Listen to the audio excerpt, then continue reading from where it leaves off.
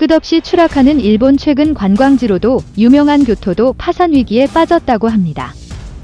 심지어 내년 국가부채는 1,000조 원을 바라본다고 하는 상황. 상상 초월의 빚 때문에 일본은 IMF 구제금융까지 요청해야 할 때 위기라고 하는데요. 현재 일본 경제의 처참한 상황과 계속해서 한국에게 밀리는 일본의 실태에 대해 지금부터 자세하게 설명해 드리겠습니다. 마을에 도착한 이는 스산한 기운에 흠씬 놀랐습니다.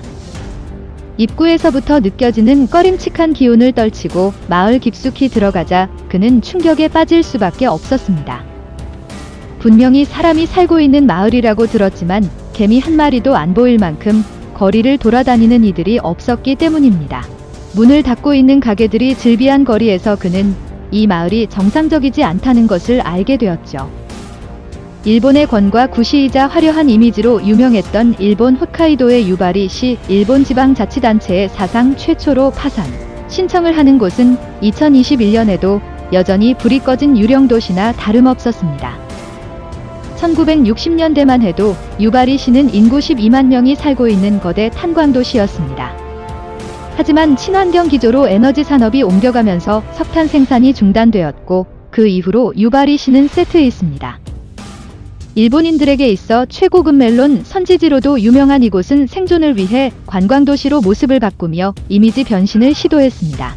대형 놀이공원은 물론이고 영화 세트장까지 지으며 무리한 확장을 시도했죠. 처음에는 대단한 반향이 일어났습니다.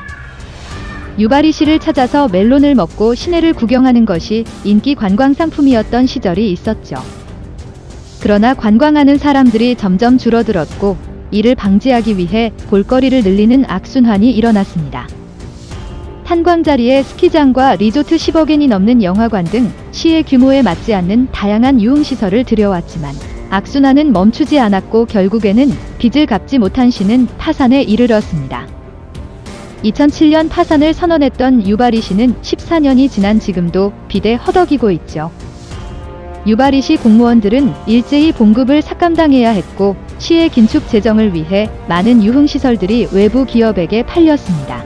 그럼에도 불구하고 흑자 재정을 거두지 못했죠.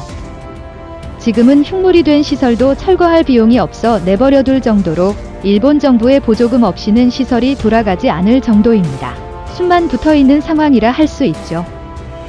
그런데 작은 탄광도시인 유바리시만이 아니라 초대형 도시인 교토가 유바리시와 마찬가지로 파산할 수 있다는 보도가 나오면서 그동안 일본이 감추고 있었던 빚의 전모가 조금씩 드러나기 시작했습니다.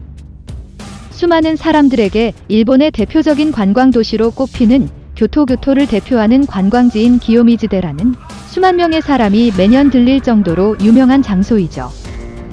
인구나 경제 역시도 안정적이라 평가받았던 교토. 그러나 속내를 살펴보니 심각한 재정 적자를 앓고 있었던 것이 드러난 것입니다. 그 도시의 예상 규모는 약 107조 원인데요. 일본의 대도시 가운데 6위에 해당할 정도로 세수가 많은 곳입니다. 그러나 2005년부터 발생한 적자를 메꾸기 위해 교토는 조금씩 빚을 지기 시작했고 현재 2021년에 이르러 감당하기 어려울 정도로 빚이 쌓여 있다는 사실이 드러났습니다. 2025년에 이르러서 교토시의 재정 적자는 총 2조 9천억 원에 이를 것으로 전망했죠. 세수도 많이 고치고 관광객도 많은 이 도시가 적자를 겪은 이유는 방만한 경영과 버블 당시 지어졌던 시설의 적자, 누적이 원인이었습니다. 화려했던 버블 중지 시절 교토는 하루 승객이 18만 명에 이를 것으로 내다보고 도시 규모와 어울리지 않는 지하철을 건설하기에 이른다. 하지만 예측과 다르게 18만 명이 찾는 일은 없었고 지하철 적자는 매년 수백억 원씩 쌓이기 시작했습니다. 더군다나 고령화 사회로 접어든 일본은 고령자에게 경로 순천권 혜택을 주었는데요. 일정 나이를 넘은 노인은 무료로 교통시설을 이용할 수 있는 권리입니다. 교토 시내의 고령자 숫자가 증가하면서 무료로 지하철을 이용하는 인구도 드러났죠. 이외에도 무료 보육 시스템을 비롯한 버블 경제 시절에 지은 구조물들이 막대한 빚으로 돌아오게 되면서 교토는 스스로 위기를 자초했습니다. 2020년부터 시작된 코로나 역시 심각한 위기를 초래했습니다. 그동안 부족한 세수를 관광 허브로 메꾸었던 교토의 민낯이 드러나게 된 것이죠. 교토시는 파산을 막기 위해 공무원들의 월급을 깎고 시설 유료와 전환 고령자들 나이 연령을 높여 세수 확보에 나섰습니다. 그러나 갑자기 사라진 혜택에 반발하는 이들이 늘어나 저항을 받게 되었고 교토는 순식간에 혼란에 빠졌다고 합니다. 와카야마현 타나베시도 다리 못 쓸 돈이 없어 통행을 차단하는 등 일본 전역에서 비슷한 현상이 속출하고 있습니다. 그동안 풍족하게 살았던 일본이 가난해진 것을 알 수 있는데요. 현재 중앙정부의 빚은 2020년 기준 GDP 대비 2066%에 달합니다. 일본이 보는 것에 비해 6배가 넘는 빚을 외부에 지고 있다는 뜻입니다. 더 나아가 기시다 후미오 총리는 경기 부양을 위해 일본 역사상 최대 금액인 55조 7천억 엔을 뿌리겠다고 발표했죠. 버블 경제 시절에도 상상하지 못한 규모의 액수를 경기 부양만을 위해 뿌리겠다고 발표한 이번 선언에 전 세계가 경악했죠.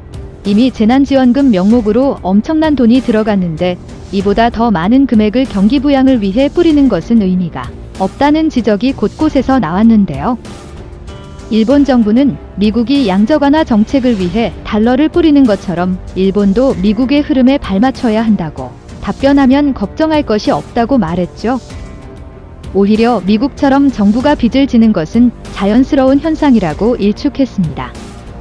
이런 호언장담과 다르게 지금 일본은 터지기 직전 상황이라 할 수 있죠. 과거 한국이 IMF 지원을 받기 직전인 97년도의 모습과 비슷한 상황.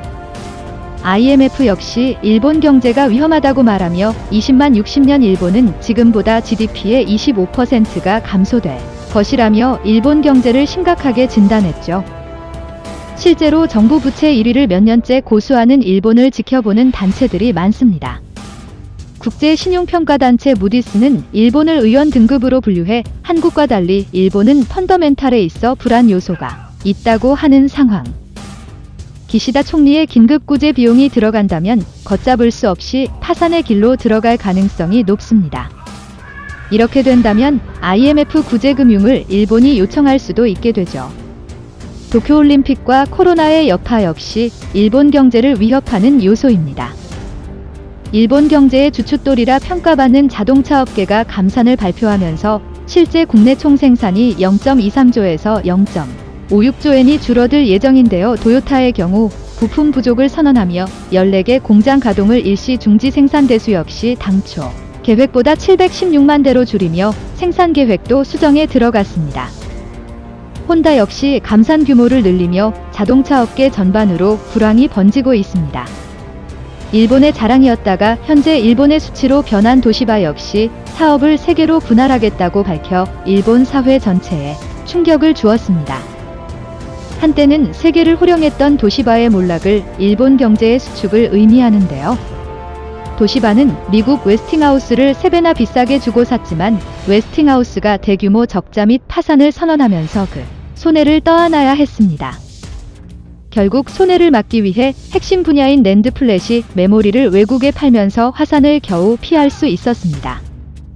도시바를 이끄는 경영진의 무능도 한몫했지만 신사업을 꾸릴 만한 아이디어도 없었고 이를 뒷받침할 체계도 없었던 것이 결정적이었습니다.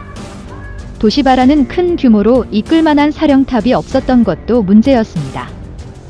이런 와중에 일본은 성장한 한국을 견제한다고 반도체 분야의 치명적인 소재 부품 장비 분야 규제에 나선다고 말하며 한국을 압박하려고 했으나 결과적으로 한국은 아무런 타격을 입지 않았죠. 오히려 소부장 분야에서 일본에게 독립하면서 더 향상된 제품을 만들었습니다. 예전 같았으면 일본에게 뒤였을 한국이 오히려 일본을 압박하며 규제해도 아무렇지 않은 모습에 일본 언론들마저도 한국을 다시 봐야 한다며 한국의 달라진 위상을 극찬하는 모습을 보였습니다.